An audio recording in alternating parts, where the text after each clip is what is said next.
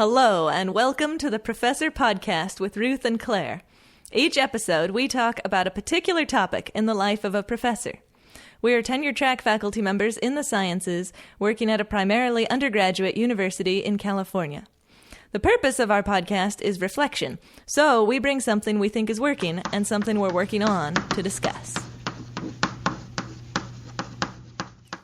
Hello, this is the Professor Podcast with Ruth and Claire. I'm Ruth. And I'm Claire. And today we're going to talk about office hours. But first, Ruth, how's it going? So, yeah, my week, a lot of my week has been germ watch and it's that point in the semester where it feels like a lot of students are sick. So many people are sick. So many people. And my kids they're doing okay, but for 1 week, my daughter was like updating us every day at dinner about who barfed that day. No. And so someone barfed in her lunchbox. And so we have been waiting for the onslaught to come. Did you throw away the lunchbox? I disinfected it within an inch of its life and then hung it outside she was like, can I have it back? And I was like, no, let's just leave it out there a bit longer. So yeah, so I just feel like it's this point where when you're working with students and there's just a lot of people, there's a lot of things going around. Totally. Yeah. I have my hand sanitizer near my desk, and every time a student leaves, I wipe everything down. I know, and I feel like people who meet me in the bathroom must be distressed about why is that lady scrubbing her hands like that? But you never know. You never know. Yeah, but how was your week? It was good. I wanted to report back. We successfully went to and came back from the conference. With all of the students? With all the students. We didn't lose anybody. It was a little bit of an adventure getting there because our first flight was delayed, which meant we would miss our second flight. And somehow so there were 5 of us, right? And we had different, we weren't all able to get the same backup plan with the airline. So suddenly we were split up. And so then it was like that night, one student got there. And then the next day, maybe another one would get there by 2 p.m. And it just got a little, but it all worked out. And actually, yeah, we all got there by the next day. Did you feel the stress of like being the mama duck? Well, like you had to. I tried to not, and they, they handled it for themselves for the most part. And then, as it turned out, it ended up being that Ralph and I and 2 of the students did all the flights together, and then the 3rd student had made it the night before, and so it all turned out that we ended up being able, most of us, to travel together. But it was just a little bit weird wondering, how it was going to be with separating and like, were we all going to get there in time for the poster session? And the one student who had the flight able to get there that night, I gave her the poster saying, okay, at least there'll be one student with the poster. You're like, go ahead without us, do the poster. Yeah, That's totally. Awesome. But okay, yeah, you're going to have to talk me through it if I ever do it. Well, it was great. They all present. It was really cool to see them talking about their poster with, my colleagues, and none of them got arrested. Perfect. So that's good. That's always a win. It's a win. So we still don't know whether you can use your startup money for bail for students. Yeah. So I didn't get to ask the dean about that, but that's good. We can get to that. That would be cool. And so we have been doing our quotes. Yes. Okay, so my quote, I don't think you watch this show, but I do, to a ridiculous extent, but it's Buffy the Vampire Slayer, which is awesome. Okay, it's very good. I'll have to watch. So Rupert Giles is not a professor, but he is the librarian / he is the watcher who guides Buffy through her vampire slaying. All right. Okay, and so this is from an episode.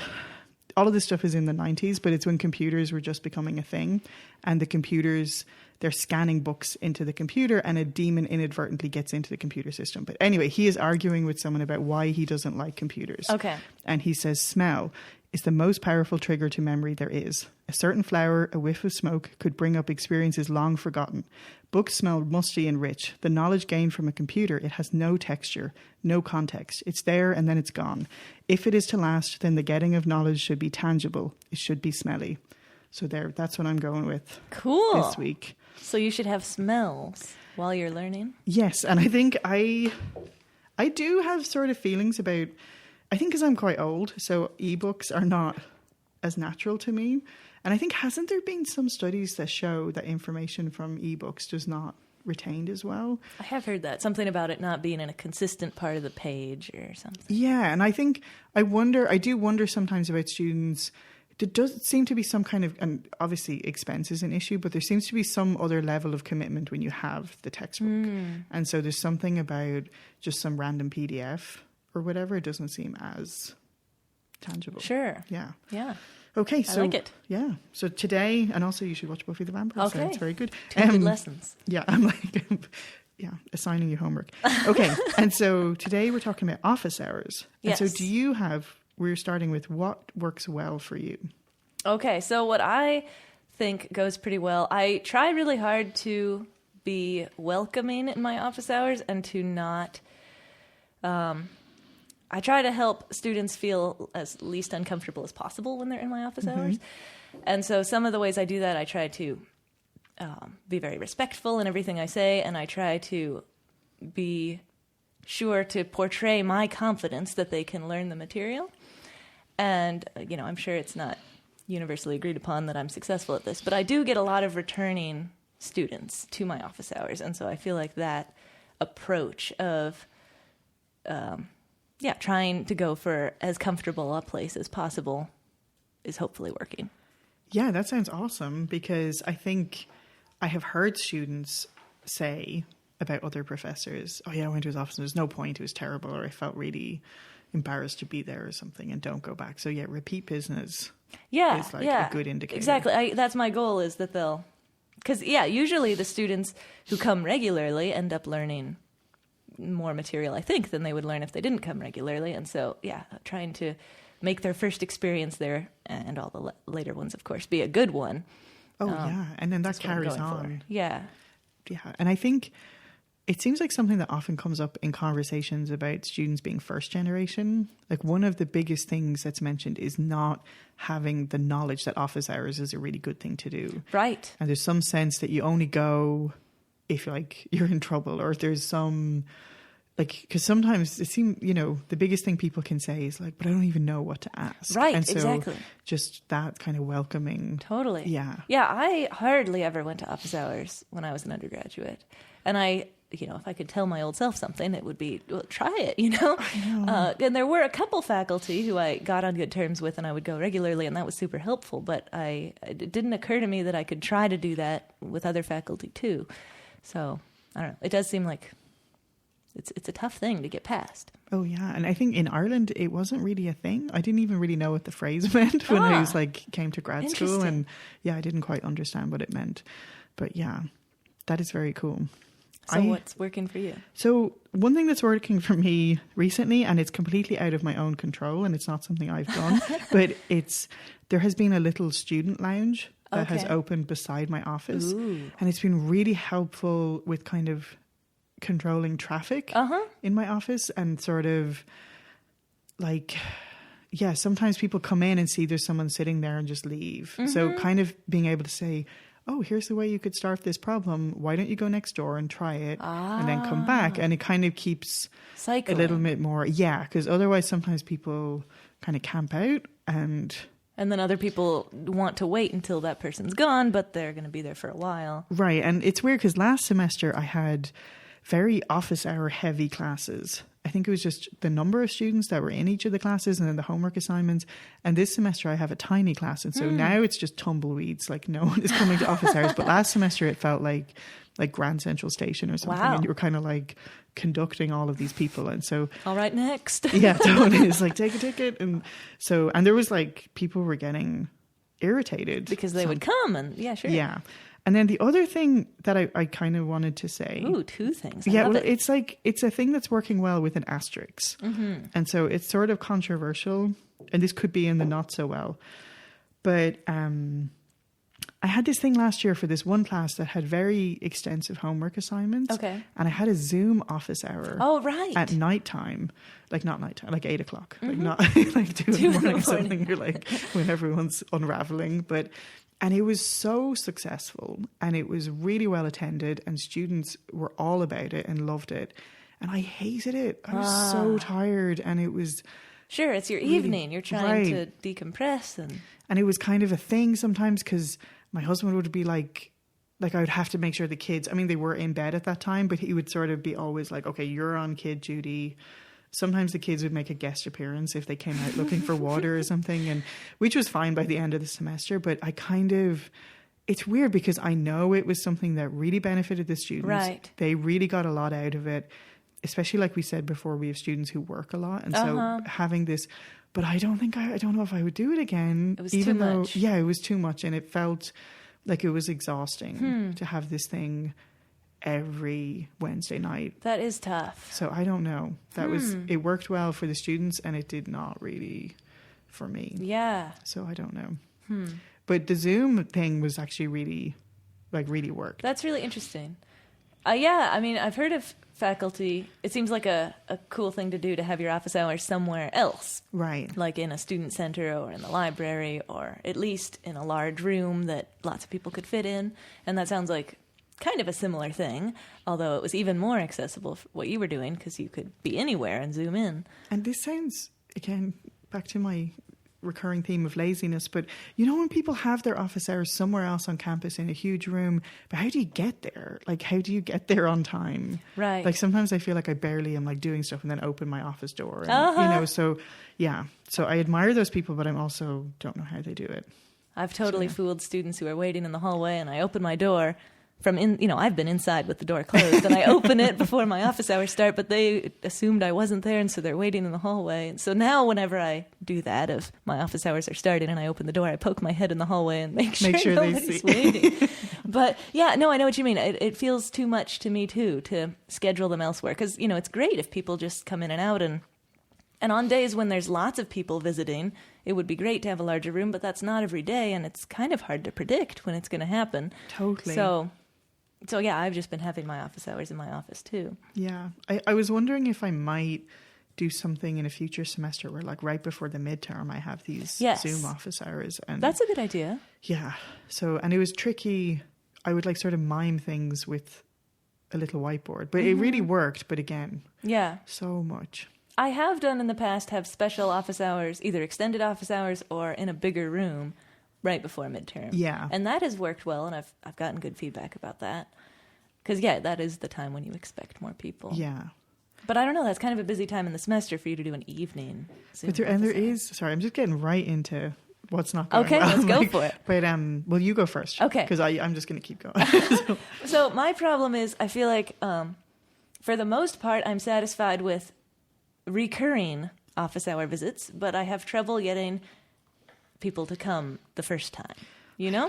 And I think this is a common thing. But yeah, there's a lot of students, you know, and I feel like I'm trying all the things, you know, they're falling behind early in the semester, so I reach out to them.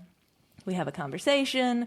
What is happening? Like, can we, you know, I'd love to read drafts early or talk, you know, we could have a recurring meeting or we could come talk about key concepts. I try to target specific things. I talk to them early on, and it just, I mean, sometimes it works, of course, but a lot of the time it seems like I think it would be really helpful if we could sit down and talk about these concepts in an office hour, but I'm not successful in getting a group that's large enough that I'm not satisfied with it to ever come to office hours, you know? So I'm not sure what to do about that. And it's so, like, that activation barrier is so huge. Yeah. And you almost, like, see it on students when they finally come and they're like, right. oh, this isn't that bad. And you're like, sure. Yes, it is not exactly actually that bad. And yeah. And I try to explain, you know, you don't have to have a question. Right. You don't have to have a topic. You can just say, I'm confused. You can just say, can we go over what we did in lecture? We can just say, can I work on this? Like anything. But that I mean, maybe it's effective for some people, but it has not enough effectiveness. I know. You don't know, right? Because you could have way less students coming right, to us. So true. Maybe there is some that message is getting through to, but I don't know. I was just thinking I had a really embarrassing thing during the week because I gave back a midterm and the students, you know, I was just trying to do my whole thing about how coming to office hours is really beneficial. And like you're saying, like, you don't have to have a question. Mm-hmm. And I was like, listen, to date, only one of you has come to office hours.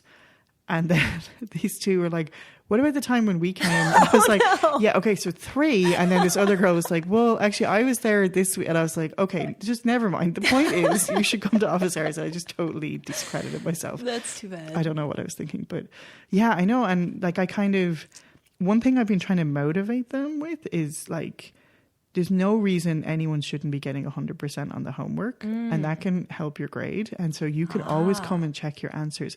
But I still get, I mean, not one person apparently, but I get like not a lot of traffic this semester. Yeah. But do you, I don't know, have other people given credit for office for hours? coming to office hours? Like some people. I don't know. That's an interesting idea. Yeah. I have, well, one thing that somebody does that's really cool in my department is she has food and snacks at her office hours every Friday. And it's like a whole thing, you know, you can go and you can just hang out and get a cupcake or whatever. And that seems like when it's as explicit as you can just come get a cupcake and leave, then it's clear you don't need a question, you don't need a topic, you don't need anything. And maybe at that point, once you're there, you can stay for a minute or maybe not. I don't know. I know, and I do know who you're talking about, and she's awesome. And I also see her, because I see her coming in with the box. Right. But then I'm always like, when did you go and get those? How did you get the time to get the things? I know, it is the activation energy. But I think if I was going to put more activation energy in, that might be a direction I would try. Yeah. Maybe that's better, because I was thinking about the giving credit thing. And I guess there's a bit of an equity issue there if someone isn't able to attend. And yeah. And some people are doing fine without coming. And, you know, it'd be great for them to come, but they don't. I don't know. I don't feel like everybody needs to come to office hours necessarily. It's just if you haven't tried this, it might be beneficial kind of thing, you know? I know. And I think, you know, you and I have worked together on this class for incoming freshmen. Mm-hmm. And last year when we did it, the other person who was there did this office hours theater and acted out all the worst case scenarios. And it was really hilarious.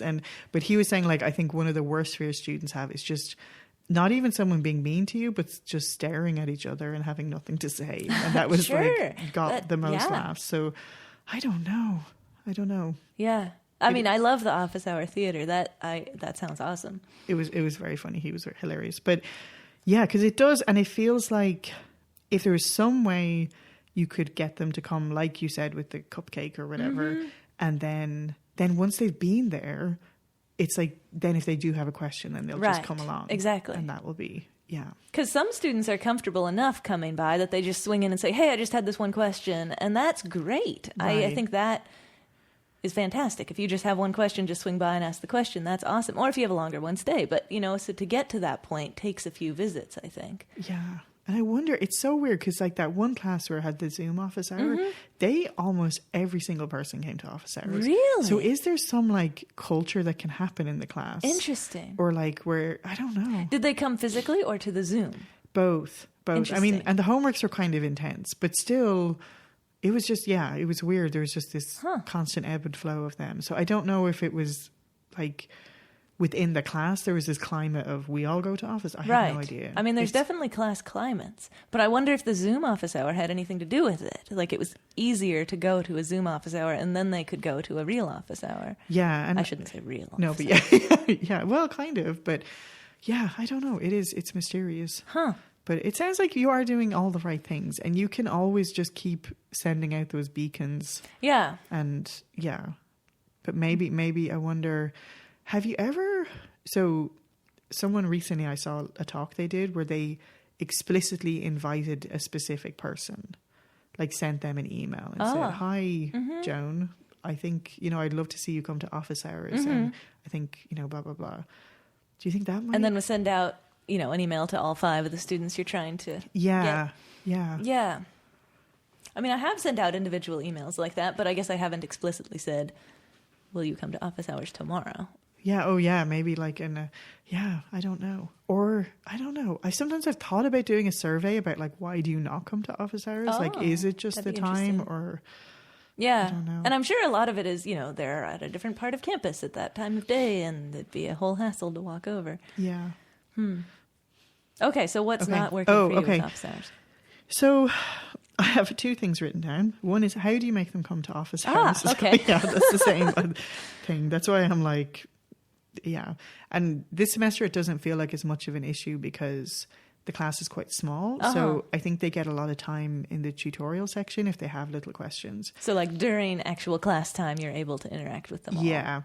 And then the other thing I have is people wanting to talk about personal problems. Oh, good one. And sometimes they want to close the door. Mm-hmm. And so last semester because I had this high traffic, that seemed to happen probably about 5 or 6 times throughout the semester, not with the same person.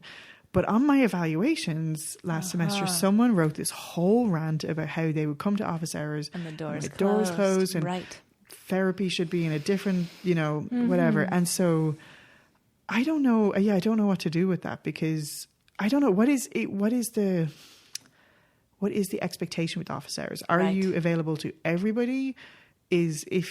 Can you imagine if someone's like starts getting weepy and you're just like, can you schedule an appointment for another time? Because I don't, like, I don't know. Yeah. So that is tricky. That is very tricky. Yeah, I know what you mean. So in the scenario where somebody wants to talk about why they're doing poorly in a class or something, and we're scheduling it, then I try to not schedule it during office hours, of course. And that works well. But yes, what if they start getting weepy, or you're already in office hours and it comes up? And it's that is a problem. Yeah, and the bad side of having that room, the student lounge right next door to my office, everybody's there. Is so people do really want to close the door if they're talking about something personal, because everyone can hear. And so, so I don't have a way of, and obviously you're always going to deal with the weeping student in front of you's needs, rather than whatever else is going on. But some people were like, blah, blah, blah. I was like, really had this homework question and you weren't available to answer it because you were having this conversation. And so, do you think that the people who were annoyed would be annoyed if you were sitting there talking about a problem with somebody else and it took an equally long That's a good question. I don't know. I have my suspicions about who it is, but I don't know for sure. But yeah, I don't know. So yeah, it's sort of like, and you could never do this, but could you imagine, like, if you could be like, these are my office hours for personal chat. These are my office hours for homework questions. Right. And so, That's yes, tough. I don't totally know. It seems similar, or at least related to the kind of problem where you have a student who's going to stay in your office hours the whole time. Yes. And that's totally great. They're going to be working on problems, and that's awesome. But the other students feel like they can't come in, and you have to actively be like, oh, no, it's fine, come in. But in this case, it's not fine for them to come in. I wonder, I feel like with all of these situations with students, I need like a script to have in my pocket. Yeah. You know, where you could say something very sympathetic. And like, just something like, I just want to let you know we've only got about 5 minutes to have this conversation and I want to talk to you about it more another time. But somehow have it already phrased out perfectly. Yeah, because most of the time I just can't, just can't get it together. And you're just like, oh God, what are we going to do? And so, yeah, okay. That is tough. But I like the idea of having a script planned out in advance. Because sometimes, and what if, like one time I had a student who was having a similar situation, and I had class, and so that's a tough situation. You have to go, I guess. I mean, but that's tough. It is. It's really tough, and because you have to, like, you have this obligation, but then, like, I wonder, like, is this feel like such a rejection to someone? Right. And like, but then what? This is the business that we are not remotely trained for. It's true, and we have no. Yeah. I think we could have a whole other. Yeah, we've discussed having a students in distress episode. Maybe this would all factor in. Yeah. So, but I don't know how to. Like, I don't know. Is one thing I could do just to like come out in front of it and address it with the class and say, hey, sometimes you might come to my office, and if the door is closed, like, could I say they could knock, or you could say if it's your office hours, you could knock, but you could also say. I mean, another thing to say is sometimes when people come to office hours, the things we're talking about require the door being closed, and as soon as we're done, I'll open the door. And just like with anybody else, if you're with any other time when I'm talking with somebody else, you're welcome to wait. Right. Or I don't know. But maybe, and then, because they always have the email option too, if they're really stuck. So I think I'm going to have to think about that one and have some. Yeah. It does seem like if you do have a semester where it's happening a lot, it might be worth saying something to the class so that they know that you're aware that it is a thing. On the other hand, you wouldn't want to discourage people from having those kind of conversations and be like, oh, I'm going to hold up everybody. Ruth even brought it up. I know. And then, tricky. So that is tough. I don't know. I think that might be an unanswerable question. They've just come up over and over again. Yeah. But office hours are great. Yeah. But luring people in is tough. I am feeling more inspired to try cupcakes. Yeah, I like that. Maybe I'll come swing by your office. Yeah, you should come to my office hours. Awesome. Then if no one's there, at least we can eat cupcakes together. Yeah, true. Yeah. I like it. Okay, cool. Well, thank you. Thank you. And thank you, Ralph. Thank you, Ralph. And please email us. Yes, contactprofessorpodcast@gmail.com is our email address. We'd love to hear from you about anything. Yeah, any future episode suggestions or office hour luring techniques. Yes. Yeah, we would love to hear all of those. Okay, great. And please leave us a review if you liked this podcast. We find that very helpful.